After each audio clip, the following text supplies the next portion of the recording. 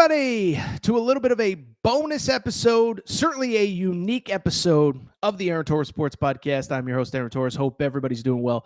Hope everybody's having a great day. And we're going to do something totally different than we pretty much do at any time of the year other than this one day on the calendar, okay? So if you're a diehard listener to the Aaron Torres Pod, we appreciate your support. We talk almost exclusively college basketball and college football. We're a college sports show. I love the college scene. We'll talk the occasional NFL story, the occasional NBA story, but we really prioritize the college sports. Well, I bring it up because it's always around this time of year that I actually get into college baseball. I call myself the quote-unquote college baseball guy because for about 2-3 weeks a year, I get super into the tournament, whatever. But it is also a sport that I will readily admit I know nothing about. I don't claim to know things. I don't have takes. I just throw on the TV, put on a game, check it out, watch it, etc.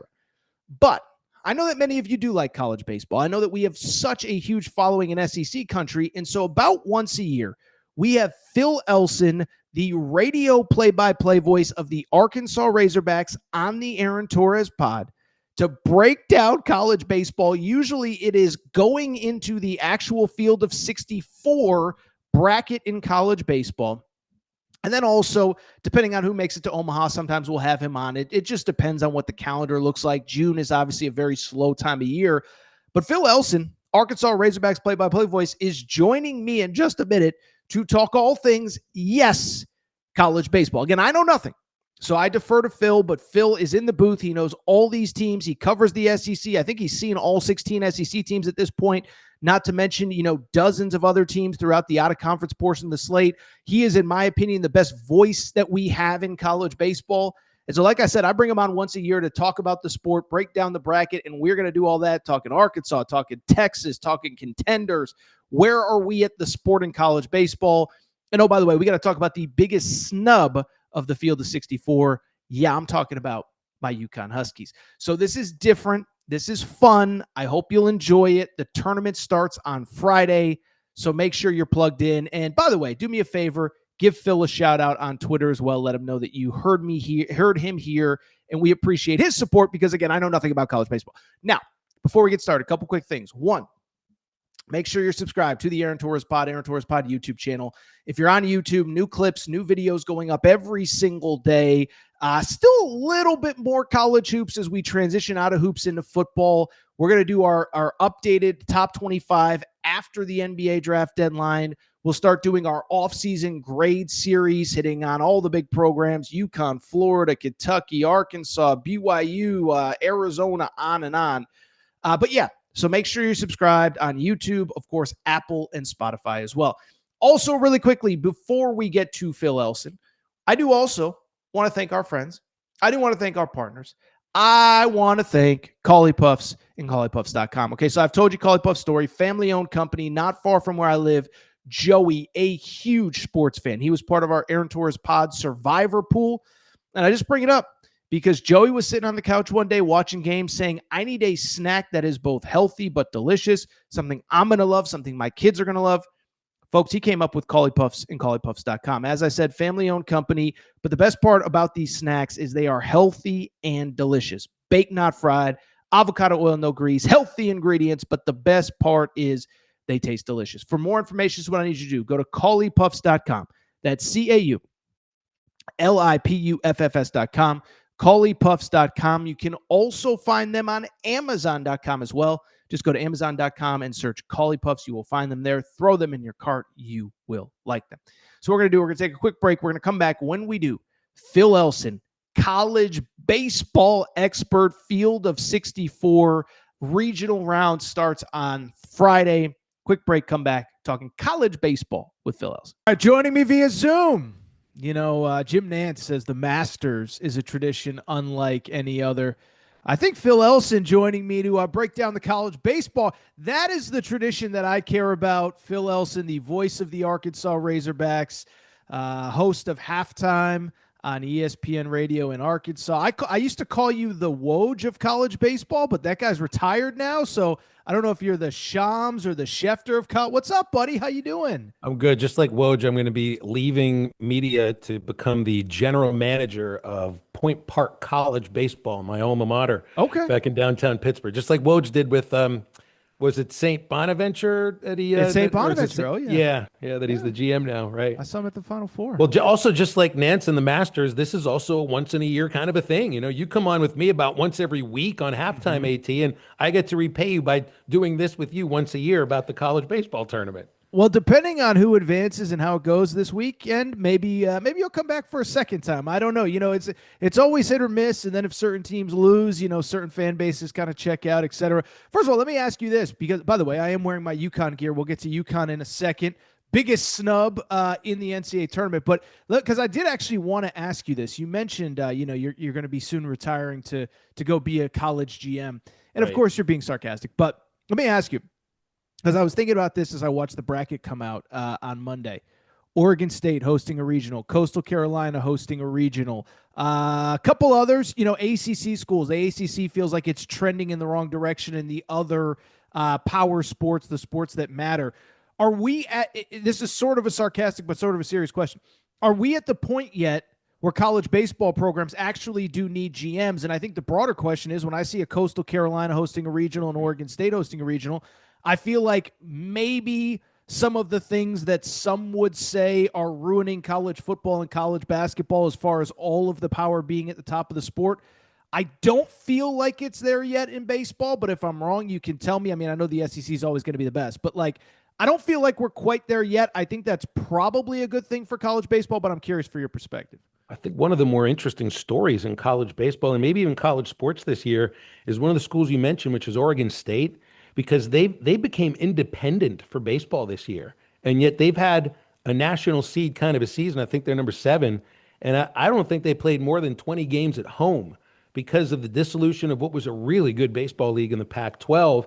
And Oregon State has a fantastic brand with 3 national titles and a bunch of guys that are in the big leagues right now.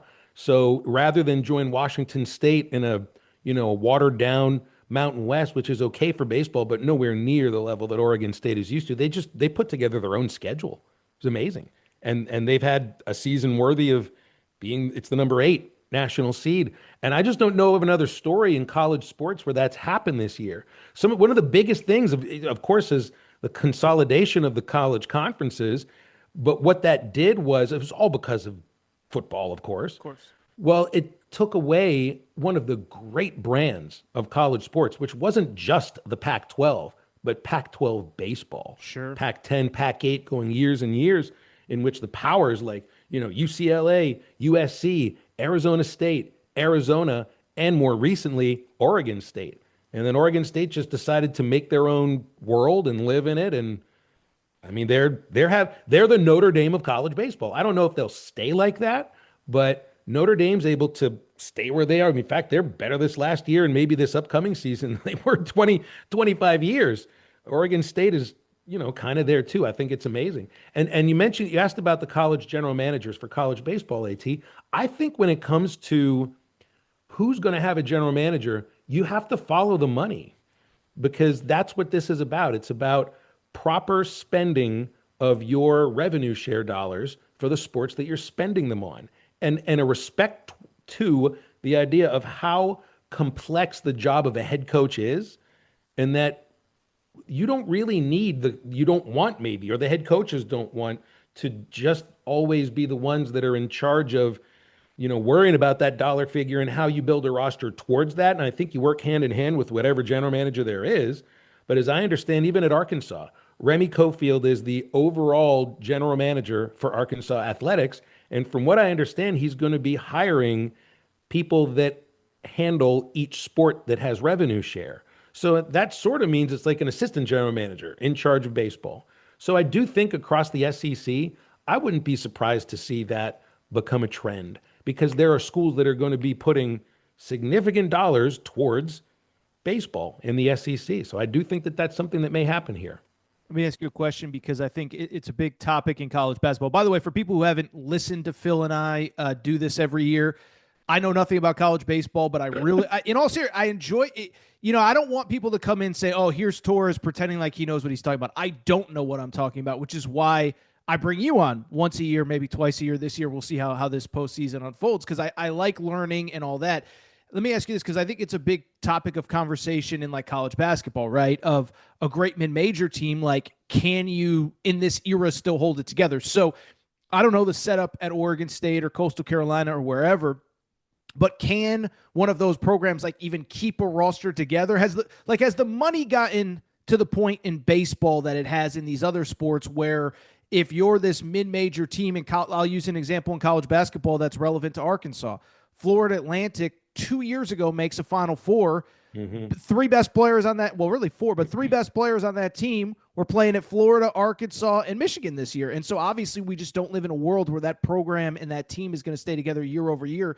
Can an Oregon State, a Coastal Carolina, whoever, can they do that in this sport, in this era right now? Have we gotten to that point yet where the money's too good where you just can't even keep a roster like that together? Well, I think if you've had the kind of season that Coastal's had, where they're 48-11 and we're dominant in a good league, the Sun Belt's a good baseball league. It's gotten better over the years too. It's a little bit kind of like how we might view sometimes the American Conference as not a Power Five, but better than Group of Five in a sense. You know what I Sure. mean? I think the Sun Belt's kind of like that too. But you got to catch your lightning in a bottle, and you got to do it that year because Coastal, I would imagine, is spending some money on baseball, but the amount of money that they comparable to any SEC school, just in where you're starting from. Like, for instance, let's say Arkansas is using 5.7% of their revenue share for baseball. Well, their revenue share is going to be $20.5 million. 5.7% of that is going to be significantly more than even a school that puts 25% of their revenue share towards baseball if we're talking about $5 million overall. So I still think in this that with the free movement and the ability to just move along, if you do well at Coastal Carolina one year, chances are you're looking to go to a better league the next year. In fact, you're probably trying to get into the SEC because there's going to be more money to be made in the SEC, and those coaches will recruit out of the Sun Belt, and they will recruit out of the Sun Belt right now. So I think you can do that. You can win a national title at Coastal right now. I just think it'd be difficult to continue keeping your program at that level unless you just have great freshman classes coming in, or you recruit JUCO incredibly well, or you coach them up really well, which they might do there anyway. Or you got great boosters, like really top of the line boosters. Yeah. Sure. It's actually a little bit ironic because that's something that my alma mater, UConn, is going through right now in the Big East. Is there's been this dumb narrative of like in basketball, again, I don't keep equating it to basketball, but there was this, like Ross Dellinger did this big piece where he quoted anonymous SEC ADs like, we're going to be at a disadvantage because, the Big Ten in the SEC or the Big East is able to put all of their rev share towards basketball. And, Villanova can spend all of their rev share towards basketball, and, Tennessee or Arkansas or Florida or whoever has to spend a small percentage to take care of football. And it was ironic because the UConn AD actually was the one who came out and was like, that's literally the dumbest thing ever because we just don't have the money that that these other programs, right? So like, yes, like you said, there's no rev share for football, say at Villanova, but they aren't making 40, 50, 60, 70 million a year like the SEC. By the way, really quick, since I brought it up, my UConn Huskies, my beautiful wife bought this jersey for me last year. Because I was ready to go to Omaha this year, and unfortunately, I missed the UConn Creighton series because that's the only trip to Omaha that they made. I knew that they were on the bubble going into Monday. I know you're more of an SEC guy than anything else, but did you like? I didn't realize quite how big of a deal it was, and then I went on social media 3-4 hours later, and it felt like a real big screw job. So basically, I'm going to give you the floor to take the committee to task and talk about how terrible of an omission it was to keep UConn out of the field of 64 in the college baseball tournament. Well, I mean, it also shows it's really tough to come back from losing 7 of your first 8 games. True.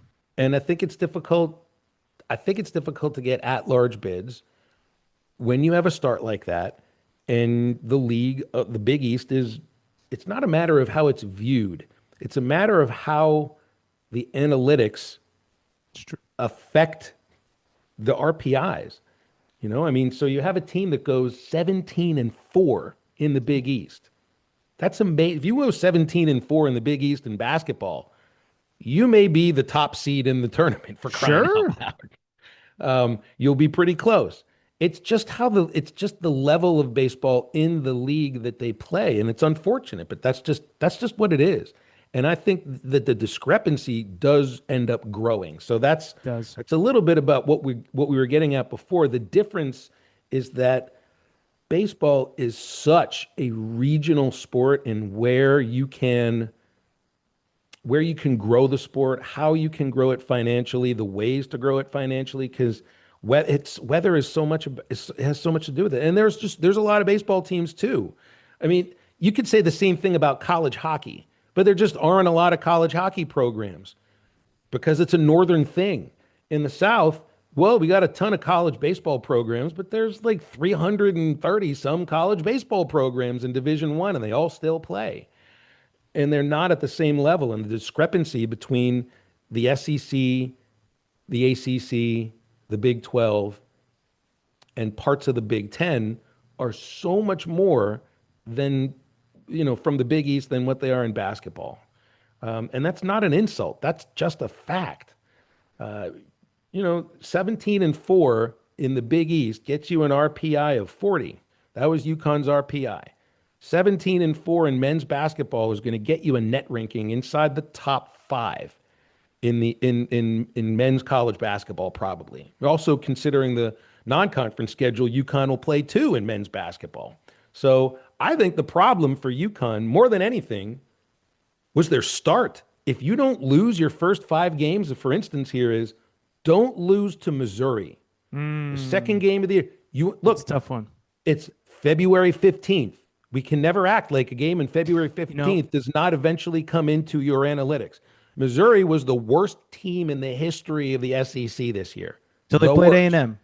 Then I saw what happened there. Well, even with 3-27, that's the worst record the league's ever seen in conference. But they beat UConn 11-7 on February the 15th. And that's going to hurt your RPI. And I mean, that loss right there will have something to do with why they didn't get an at-large bid.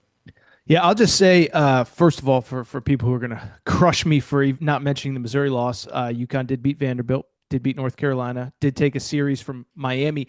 But yeah, no, I will say the committee chair actually said that in this, because by the way, your team may have gotten screwed when it's the first question when they bring on the committee chair. That I've watched enough selection shows in basketball to know when you're the first question that they ask. You might have gotten a the oddity, though, is so the committee chair is J.R. Teagues from Southeastern Louisiana. He used to be their baseball coach. Yeah. They were the first team left out. They did not get in. Of course, if they would have been Team 64, if they would have gotten in, it would have been the biggest conspiracy of the day in college sports. But in this case, it's not because, well, they didn't deserve to get in, I guess.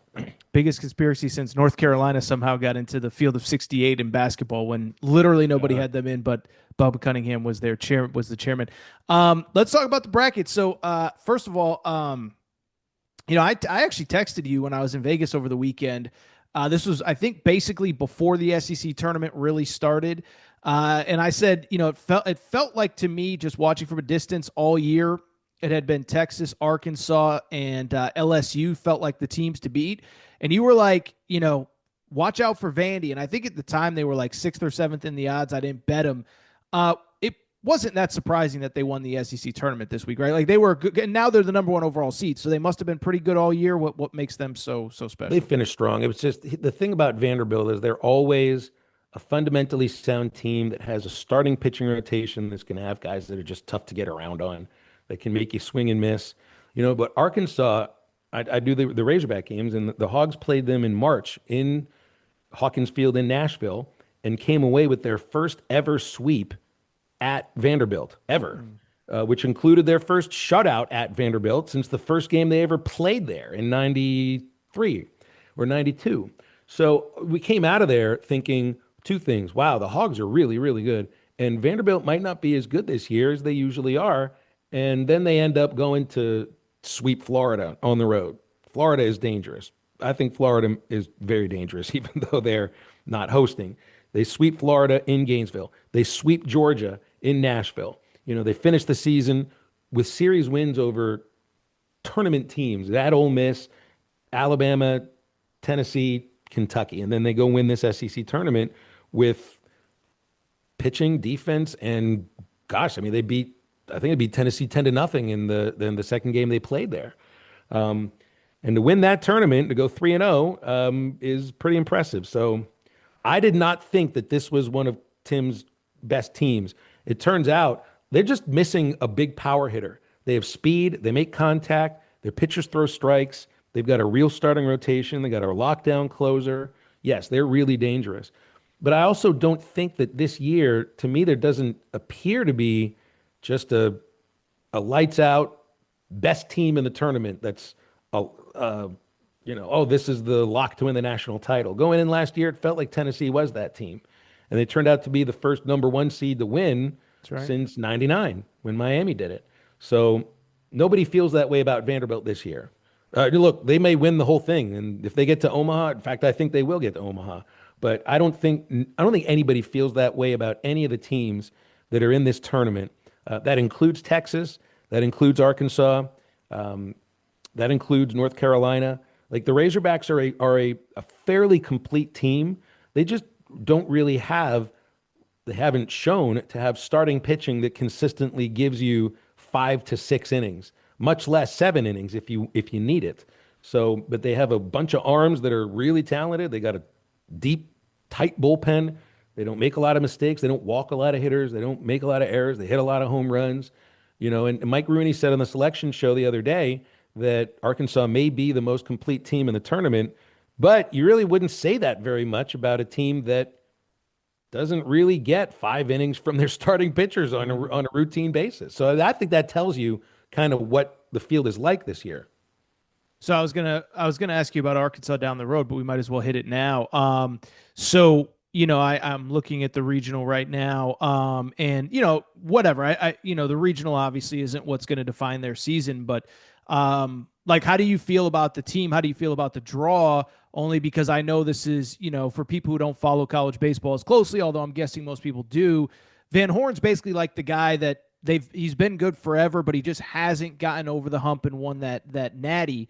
So, like, it feels like to me, just even listening to other Arkansas fans or seeing fans on social media, that it's like, we love our team, we support our team, but until it actually happens, we don't believe that it'll actually happen. And so I guess, and by the way, if that's the wrong assumption, let me know. But I guess the point I'm trying to make is just, how do you feel as a guy that covers this team on a day in, day out basis? Because if there is no great team and they were kind of hovering around that top 5 all year, it feels like they got as good a chance as anybody to do it. Oh, they really do. I mean, I try to take the program on a year by year basis. Not every team is the same. There are always going to be major differences like there are this year, or slight differences like there were between 2018 and 2019. My view of the program is this is a winning program. You don't win 60 SEC regular season games the last 3 years if you're not really, really good. And these have been totally different clubs, all 3 of them. But there's always a but. That's just how it is in sports, and I think that's probably the same in professional sports too. When if you're playing for one trophy, one specific ring, one pennant that you get to raise in your ballpark or your stadium at the end of the season, and you're so close to it so often, and each year you're given reason in the regular season to think, wow, this might be the year. And they really have it. I've been doing this 11 years. I would say we've had 3 teams go to the College World Series. You go to the College World Series, you believe you're about to win the thing. All right. They didn't. They came close in 2018. They came close in 2022. They went 2 and out in 2019. Some of the other years, they've been really good in the regular season. You think it's going to happen, but baseball is a very cruel sport. And it's just, I think it's a really difficult thing to pull off. This year's team, they're as good as any of the others that have come down the pike in the last 11 years, which means that this is one of Dave Van Horn's, if not his best overall team here. There's speed, there's power, there's a lineup that's long, 1 through 9. It's not just, top heavy or you got to look out for the middle of the lineup. They're good at the bottom of the lineup too. They don't make mistakes in the field. This this this regional, I think the field here is very favorable to Arkansas, and that's in respect to all of these teams too. Um, North Dakota State from the Summit League. That's that. First of all, for them to make it out of that league is one thing because it's dominated by Oral Roberts for years. So for them to win the Summit says something about them. But they also finished 2 games under in that league. Creighton doesn't seem to have a lot of power. Big thing for Creighton is getting walks and getting hit by a pitch. You think it's very odd sometimes that some teams, part of their strategy is getting hit by the pitch. Well, Creighton's hit by, I've got my numbers here, 103 pitches, 36th best in the nation. That's about a third of the number of walks that they have. So that's a major way that they get on base. Razorback pitchers are one of the best in the country at not walking hitters and not hitting opposing batters. That's a big strength of Arkansas baseball. Overpowering hitters and not walking them, and the fielders don't make mistakes too often. Creighton thrives on those mistakes. So I don't worry about Creighton as much. Kansas is good. Kansas is a powerful team. They've kind of come out of nowhere this year. They got some Division II transfers. They got some JUCO transfers.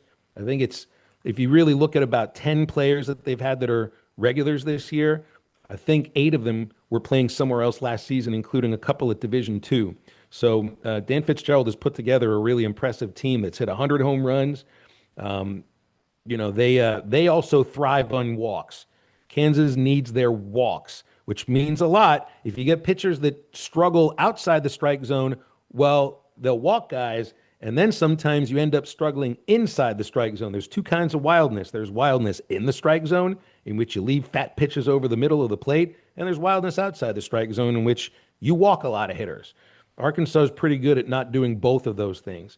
Kansas needs you to do both of those things to be successful. So I think it's a favorable field for the Razorbacks. The last 2 years in the Fayetteville Regional, it's been a hot Big 12 team that's come in. TCU did 2 years ago, and they laid waste to the place. They couldn't stop scoring, and they went all the way to Omaha. I think TCU would have beaten anybody in that regional that year. Last year, Kansas State came in, and I think they took advantage of an Arkansas team that was built on one strong pitcher in Hagen Smith, the National Pitcher of the Year. Hagen wasn't able to hold the lead in the 5th inning, and mentally and emotionally, that team wasn't strong enough to bounce back from that. And Kansas State beat them in that game, and they went on to lose in a super regional. I do not see Kansas as last year's Kansas State or TCU from 2 years ago. I think they're good, but I don't think they're as good, and this is a better Arkansas team than the last 2 years. Deeper in starting pitching, deeper in the bullpen, longer lineup, just a better team. Texas, I know there was a lot of a lot of conversation, especially in football, about them joining, and there's certainly a lot of conversation about Texas baseball last year with the whole Schloss situation. The only time I've ever talked college baseball without you is when Schloss left Texas A&M a day after the championship game. I know they were really good. Was it a thing like in football? It was like, don't let Texas come in and dominate the league. And they sort of did. They didn't win the SEC, but they made the title game. And I think everybody in football has like this respect for Sark and what he's done. Was it the same kind of energy around Texas baseball? We know how good they've been historically, of like, don't let them come in and have too much success, or is that just, or I don't know. I'm just kind of curious. Texas brings out strong opinions in every sport, and I'd be curious what it was in baseball. Well, especially in Arkansas. I mean, there's just it's not just A&M that has them as a rival going back to the Southwest Conference days and Big 12 days. It's Arkansas too. That is the number one rival at Arkansas, and it's a big thing here. And in football, it's huge. I mean, it is big in basketball too, going to Tom Penders and Nolan and even in the Eddie Sutton days and all those years back. And Tom Pender's nephew. Baseball has been a Well, it's also going to be a cool thing too with Arkansas and Texas, because John Calipari recruited Sean Miller to play at Pitt. That's right. So I love that. That's going to be one of my favorite storylines of next year. As a native Pittsburgher, I mean, I grew up watching Sean Miller play point guard at Pitt, and Cal was the top assistant. So I think that's just going to be super. But that's a different sport. In baseball, it's a huge thing. And Texas came in this year for a 3-game series. The Hogs brought back their 1985 College World Series team that had the highest drafted player ever in the history of the University of Arkansas of any sport, Jeff King, first overall pick of the 85 draft. They did that for the Texas series. They did that for a reason. And those guys went out there and played really well and swept Texas 3-0. But that's a brand, no matter what. It's not it's weird. Like basketball at Texas is good, but it's not a brand. Yeah. Not like football and not like baseball. And I think if you're looking at the history of college baseball, there's USC, there's LSU, and there's Texas in the history of the greatest programs. But I mean, so Schloss knew what he was doing when he took that job. A&M's a really good place for baseball, but there's only, I think in his mind, a lot of other people's mind, there's only one Texas. But that doesn't mean you have to like them. Oh, I yeah. love that they joined because this has been for years the best football league in the country, the best baseball league in the country. And it hasn't even been close in baseball. Like you can have a conversation in football with the Big Ten. There is no conversation to be had about baseball in college baseball. It is the SEC over everybody else, and it isn't even close. And even ACC fans and Big 12 fans, if you want to argue about, in your heart that I'm telling the truth. So to have them in this league is tremendous. They won that league too in the regular season, and they did it without their best player for about 3 or 4 weeks. So I think it's impressive. And Texas is an interesting team. They don't have a lot of firepower in terms of arms, in terms of velocity, which is the thing everybody's searching for is velocity. They have really good pitchers, guys that change speeds, feature really kind of funky deliveries, and are just really good at keeping batters off balance. I do question their explosiveness offensively a little bit, but they're right where they should be. Texas is a brand name of college baseball. The SEC is the brand name of college baseball. Tom Pender's nephew or uncle, his nephew is Jim Penders, of course, the UConn baseball coach. So it all comes full circle. There you It kind of go. all comes back to UConn, doesn't it? It sure does. It sure does. All right, let's wrap. Anything else about this bracket that stands out to you or is interesting to you outside of the teams and paths that we've talked about? So I was looking back here and I'm just wondering.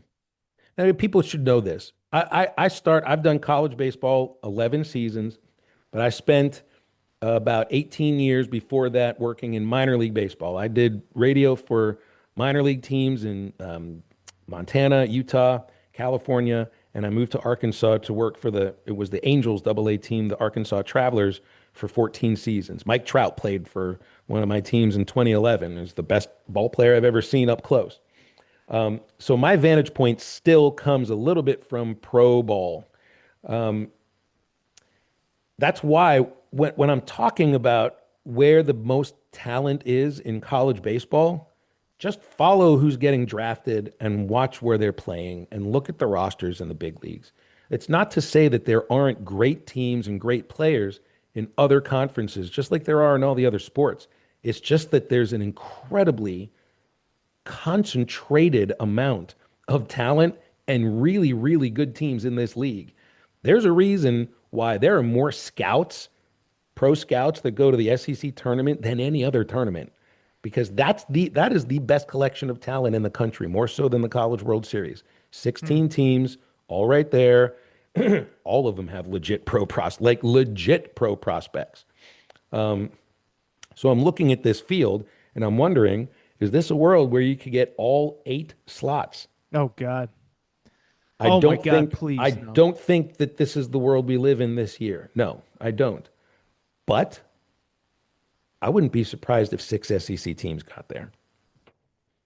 Just the way it shakes out. First of all, there's 13 teams in the field. There's 8 of them that are hosting.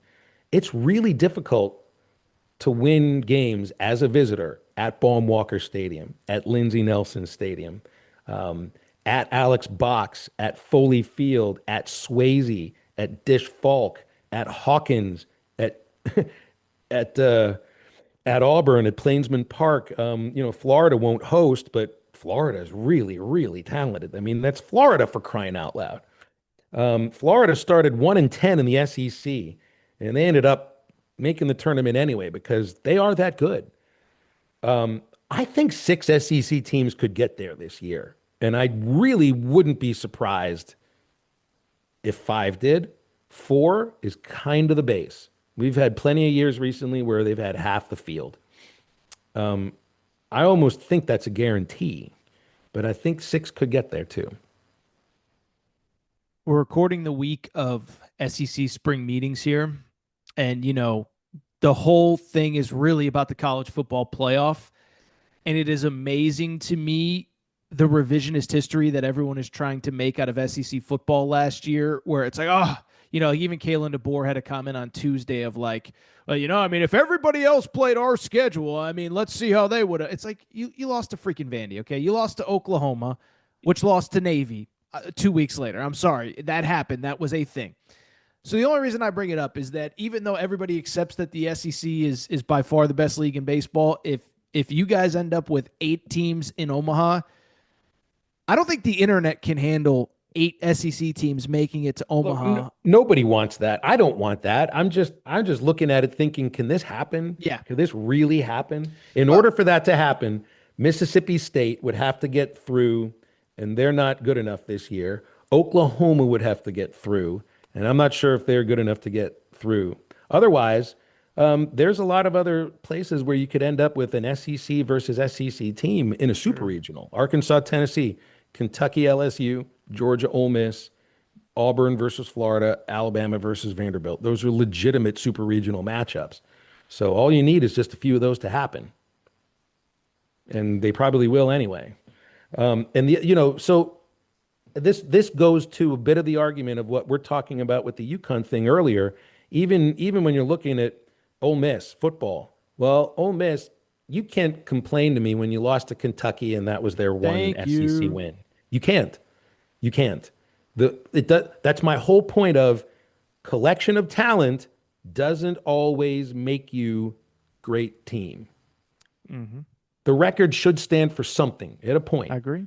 And the SEC sometimes doesn't want you to think that in football. I was going to say, too bad you're not in charge of college football playoff expansion, because we wouldn't be expanding and we might be going back to 4 if Phil Elson was in charge. But unfortunately, Greg Sankey and Tony Petitti are in charge. And so Greg Sankey is going to spend the next few days telling you how great Ole Miss was last year and South Carolina was and Alabama was. And we need these play-ins to the play. It's ridiculous. And it would be heightened if we got 8 SEC teams, which, I don't think we will. But all right, Phil Elson, you can hear him Monday through Friday, halftime on ESPN Arkansas. You can hear him calling all the Arkansas games this weekend, super regional or regional in Fayetteville.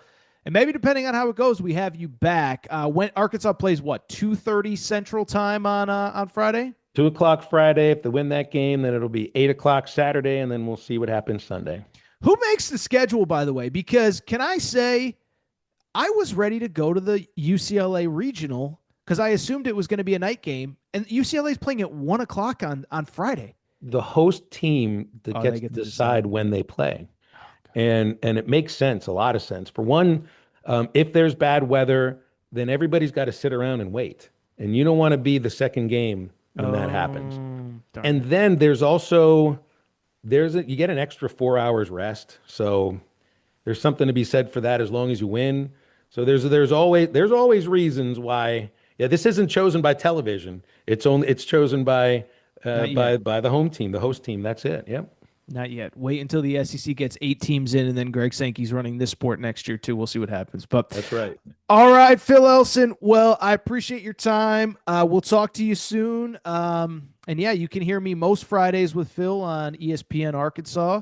Am I going to be on this week or no? We're doing. I'll be on for the first hour Friday. So yeah, we'll talk some Carter Knox. Oh yeah. We'll talk some guys that pulled their name out of the NBA draft. Maybe a little UConn baseball. Oh yeah. I'll have all my stats ready by then. I'll have the. I know you will. Yeah. Look forward to it, AT.